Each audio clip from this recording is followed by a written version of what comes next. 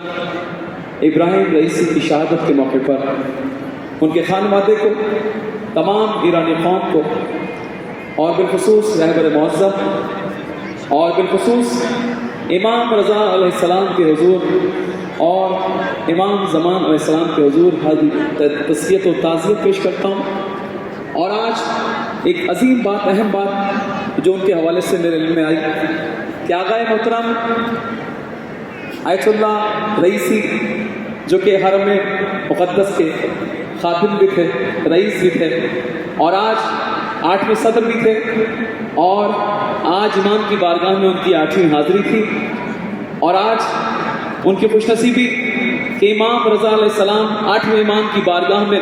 ان کے قدموں میں انہوں نے جگہ نصیب پائی۔ اللہ ان کی درجات کو بلند فرمائے، تمام شہداء کی درجات کی بلندی کے لیے، رہبر معظم کی سلامتی کے لیے، برعظمت امام علی رضا علیہ السلام بصدائے بلند سلام۔